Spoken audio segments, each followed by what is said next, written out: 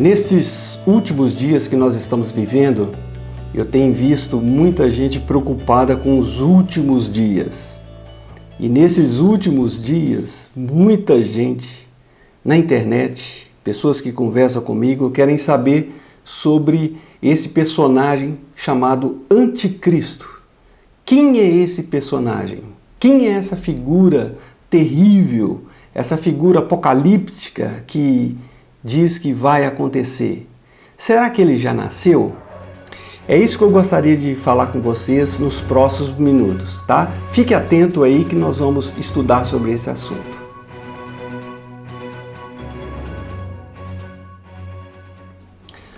No decorrer da história da igreja, muitas pessoas apareceram com o título de Anticristo. Logo ali no início da história da igreja, Nero era um camarada considerado o Anticristo. Mais para frente, o imperador Domiciano, na época ali do Apocalipse de João, ele era considerado um anticristo, tamanha foi a perseguição. E no decorrer da história da igreja, a mesma coisa. Muitos papas, muitas pessoas. Napoleão Bonaparte, por exemplo, era considerado um anticristo pela maneira como ele agia, como ele conquistava. Depois dele a gente vê aí Nero, aquele camarada que causou toda essa desgraça no mundo inteiro, ele era considerado o anticristo. E é interessante que quem mora aqui na América, no Ocidente, fala que o anticristo que vai nascer lá no Oriente. Quem está lá no Oriente fala que o anticristo ele vai estar aqui na América, junto com os infiéis. Uma religião acusa a outra, fala que o anticristo vem de lá, a de lá fala que vem daqui. Então, quem é esse camarada? De onde ele vem? O que a Bíblia nos ensina sobre esse personagem? Vamos ver o que a Bíblia coloca sobre esse camarada que vai surgir por aí. A palavra anticristo é uma palavra grega. E essa palavra é formada por anti e Cristo, Aquele que faz oposição a, aquele que é contra e aquele que ocupa o lugar de Cristo. Então tem várias possibilidades. Ocupa, vai contra, e o anticristo parece ser tudo isso, A gente vê aqui nas Escrituras que ele é citado lá no livro de Daniel, lá no capítulo 7, e fala muito sobre ele, e também no final ali do capítulo 9 aparece sobre essa figura. Agora, segundo Tessalonicenses do capítulo 2, ele traz muitos detalhes sobre esse personagem, sobre essa figura, que deve ser associada também com Apocalipse capítulo 13, que fala sobre aquela besta que emerge do mar, aquela besta que vai aparecer. E quando essa criatura aparece, e ela é descrita aqui no Novo Testamento, aparece com vários nomes. Ele é chamado de o homem da iniquidade, o homem do pecado. Ele é chamado também de filho da perdição, o filho da perdição, o filho do pecado, o homem perverso. E João, lá em 1 João, traz ele com o nome Anticristo, o Anticristo. Em Apocalipse capítulo 13, fala que ele é a besta que emerge do mar. E essa pessoa, essa criatura, a gente vê que vai ser um líder político religioso mundial. Um homem com uma grande capacidade que ele vai receber, um homem com influência, um homem que vai apresentar como aquele que tenha condições de resolver todos os problemas do mundo. Será um homem que vai ser um enviado de Satanás, um camarada que vai ser usado por Satanás, e ele vai se apresentar como o Messias, que na verdade vai ser o falso Messias. Assim como Jesus encarnou e assumiu a forma humana, essa figura do anticristo vai ser a encarnação do mal, por causa de tudo aquilo que é descrito aqui na Bíblia sobre ele. E ele faz parte da trindade satânica. A trindade satânica é composta pelo dragão, descrito em Apocalipse, ou a antiga serpente, ou Satanás. Vai ter o anticristo, olha só como imita direitinho, né? O anticristo, e vai ter também o falso profeta, que é descrito em Apocalipse. O falso profeta vai ser aquele que vai exaltar, que vai levar a adoração do anticristo. E o anticristo é que vai estar aqui na terra fazendo tudo isso. É um membro da trindade satânica. Agora, o que esse personagem, a figura do anticristo, ele vai fazer aqui na nossa terra?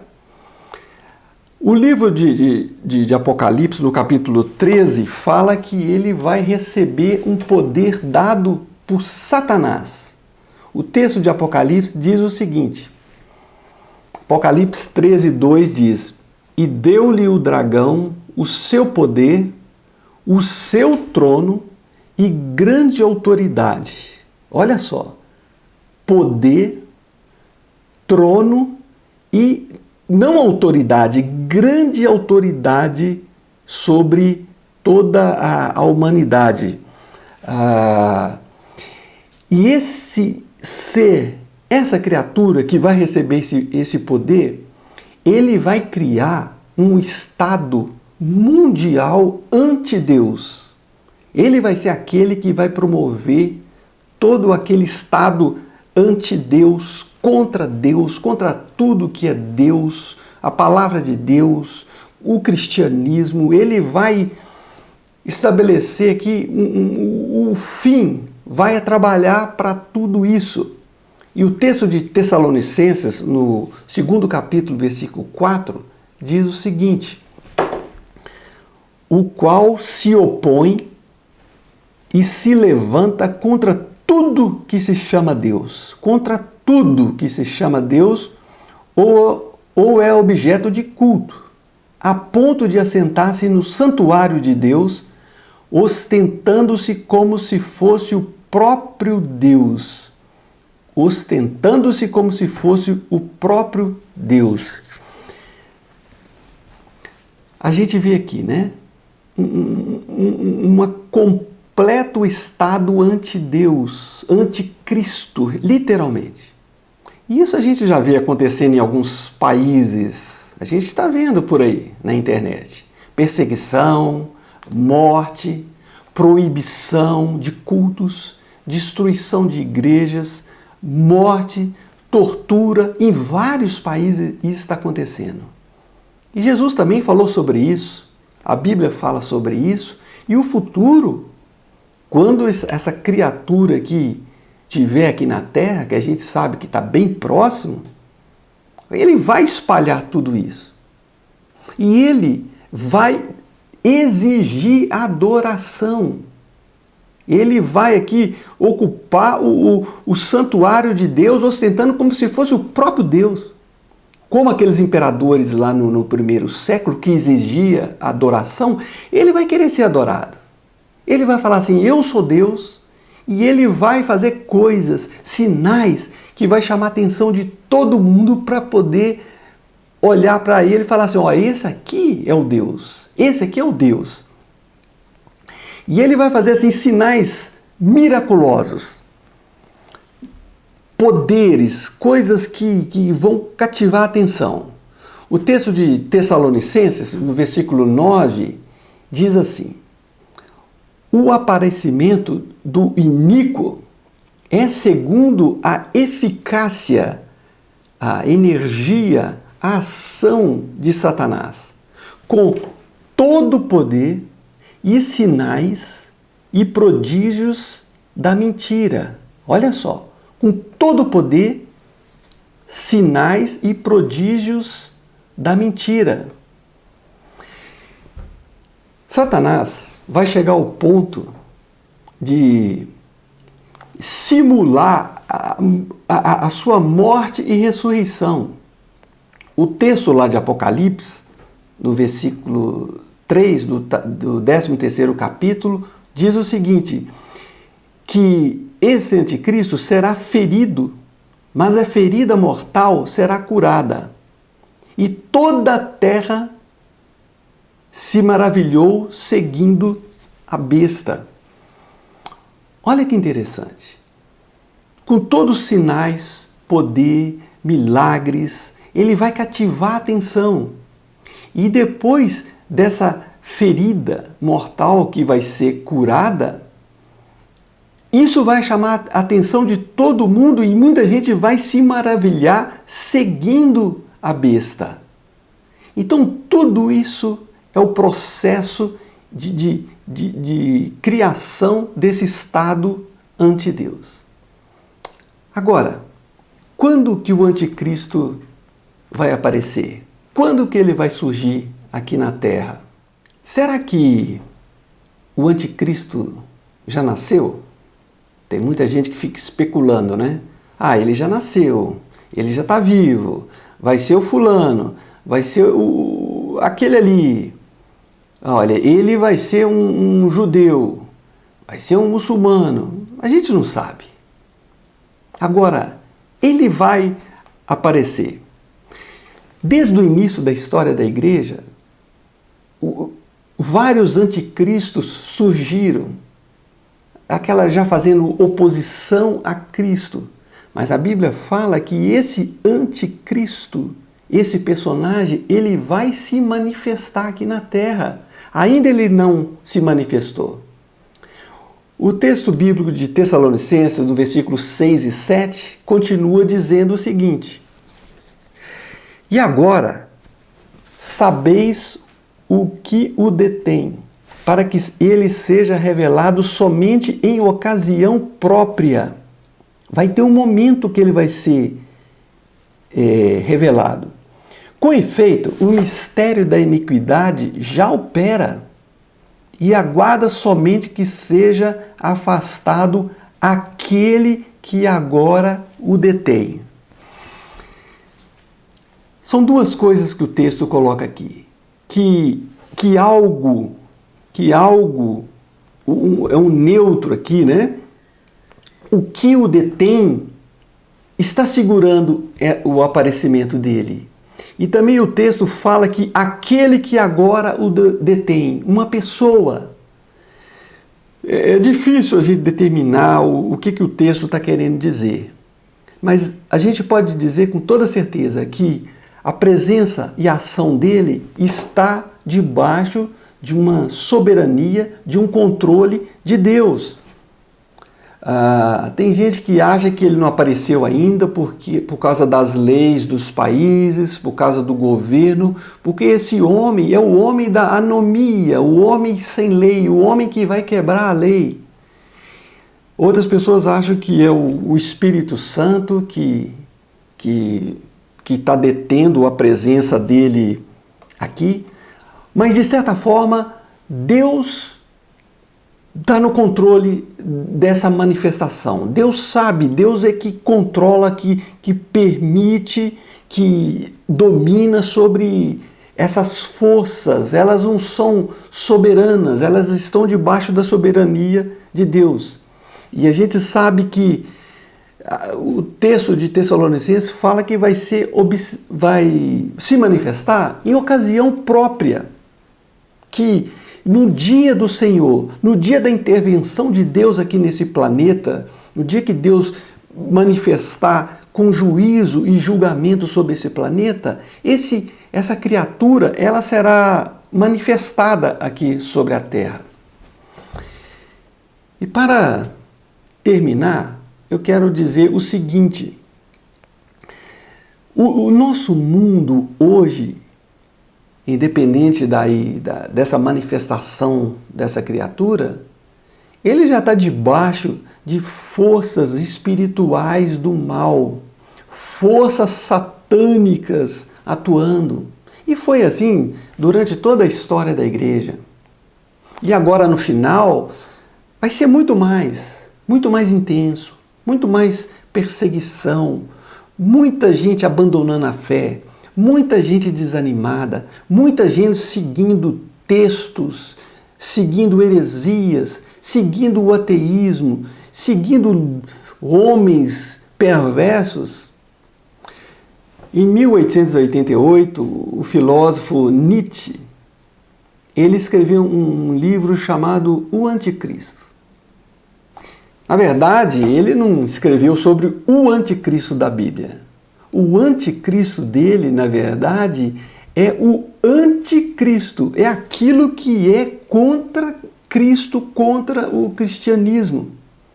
Eu não sei quantos já leram esse livro, mas é um livro pesado, um livro que ataca Jesus, ataca os escritos, ataca a Bíblia, ataca o povo de Deus. É um livro pesadíssimo, uma coisa satânica. E esses livros, eles fazem parte desse processo do aparecimento do anticristo que vai fazer tudo isso. E olha que esse Nietzsche, ele conhecia o Evangelho, ele sabia. Agora, durante toda a história da igreja também, Deus, ele trouxe a palavra, trouxe homens, trouxe missionários. No Brasil a gente tem o Evangelho, tem Bíblia, tem igreja, tem tudo. Você escuta no rádio, você vê pela internet, mas o povo continua com um coração duro, um coração de pedra. Por isso que o texto lá em Tessalonicenses diz o seguinte: por que Deus permitiu tudo isso, né?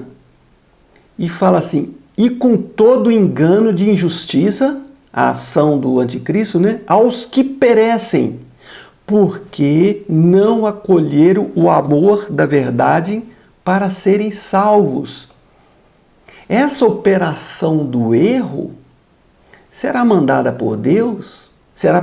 Terá permissão de Deus? Porque as pessoas, elas ouviram o Evangelho, conhecem o Evangelho, não deram crédito, e eles serão enganados, mais ainda com essa operação do erro. Agora, essa ação toda do inimigo, que vai ser num período aí que chama de grande tribulação, uma coisa que é descrito assim no livro de Apocalipse, Jesus também fala lá em Mateus, isso aí não é uma luta do bem contra o mal. O texto fala que isso aqui terá um fim. Satanás terá um fim. O anticristo terá um fim. E o fim do anticristo é descrito também lá em Tessalonicenses, que diz assim: então será de fato revelado o iníquo, o anticristo, a quem o Senhor Jesus matará com o sopro da sua boca. O sopro de sua boca. Vai dar um sopro e o destruirá pela manifestação de sua vinda. Então, o que isso tem a ver com a gente hoje, né? A gente que está aqui nesse mundo, está vendo que está tendo perseguição. É bom a gente saber que o cristão, ele vai ser perseguido. Muitos já estão sendo perseguidos. Mas o fim é a perseguição. E essa criatura aqui, ela vai promover isso. E isso leva a gente a tirar um pouco o nosso pé, a nossa cabeça, o nosso bolso, a nossa vida aqui desse mundo e pensar nas coisas do céu. O nosso tempo aqui, ele é curto. E outra coisa que esse texto, essa passagem chama a atenção da gente, é mostrando a necessidade de firmeza. A pessoa ficar firme, firme com aquilo que ela crê, firme na palavra, ser firme e ser também perseverante, perseverar na fidelidade a Deus, porque a perseguição vai acontecer. Nós não sabemos o que vai acontecer no Brasil daqui 5 anos, 10 anos. Será que vamos ter uma perseguição maior? Será que vai aumentar essa perseguição? Provável. E aí?